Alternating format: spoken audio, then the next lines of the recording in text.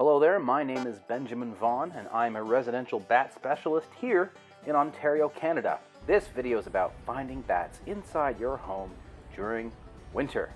Now, the first thing you should know is that it's not a fluke and it didn't fly in a door or a window.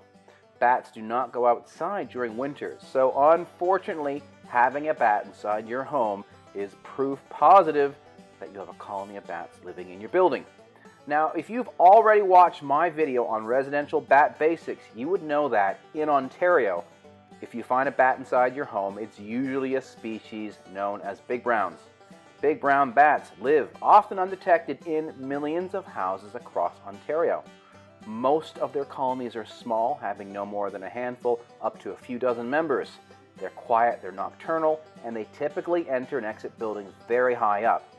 It's easy for bats to squeeze into the walls or roof of your home because all houses have many potential entry points. Most homeowners discover their bat problem only when they start showing up inside their home. And most big brown bats show up inside people's homes during summer, and that's when they're most active. However, they can show up in your home during winter because, unlike other species of bats which hibernate in caves, big browns will live in your house year-round and find places in your walls where they can hibernate. Now, big browns generally live on the walls of houses because attics are too hot in summer and just too cold in winter to live in full-time. They will use gaps beside plumbing pipes, chimneys, and openings into partition walls to get out of the attic and into the walls. Now, they're usually confined to living in the upper parts of walls because their movements are limited by horizontal framing called blocking. However, builders often route plumbing pipes, ducts, and wires through interior walls and have to remove that blocking to do so. So in some houses, the bats can travel all the way down the walls to unfinished spaces like basements or furnace rooms, which are the most common places they first show up inside. Now, once inside your home, they can easily move from room to room by crawling under doors. Now, in summer, big brown bats usually live between the studs of uninsulated interior walls, where the temperatures are stable and there's enough space to sleep and raise their babies.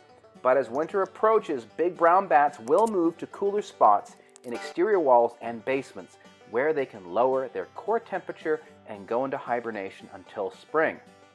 However, several things can cause big brown bats to wake up from hibernation, which may result in them coming into your living space.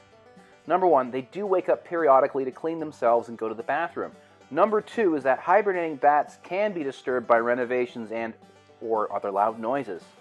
And sadly, half the bats born each spring will not survive their first winter. Many of the bats encountered during winter are first-year bats that will not survive. Lastly, if there's a big temperature change outside, their hibernation spots might become too cold or too warm, and they will wake up and move to a more suitable spot. Now, the majority of calls I receive come after a big temperature change, especially cold snaps. Many of the bats encountered were moving to a better hibernation spot and may have become lost. Now, if you put those bats outside, they'll either die from exposure or they might fly back into the roof of your home and then crawl down to their hibernation spot. And by the way, there's always more of them where they came from, as big brown bats do not live by themselves. As I said in the beginning, finding a bat inside your house in winter is 100% proof positive that you've got a colony of big browns living in your building. Ultimately, the only way to stop them from showing up inside your home is to completely bat-proof the exterior and humanely exclude them. Unfortunately, you cannot bat-proof the exterior of your home in winter, as caulking will not cure properly and you can't safely work on snow-covered buildings. Now, there are steps you can take to limit the number of bats showing up inside your house and keep them out of your bedroom so you can get a good night's sleep. That subject is covered in my video, What to Do in the Meantime.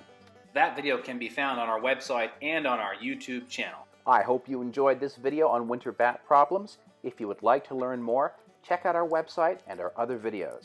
However, if you've had enough and you just want our experts to come fix this problem once and for all, call or email us, and that information can be found at our website, batcontrolspecialists.com.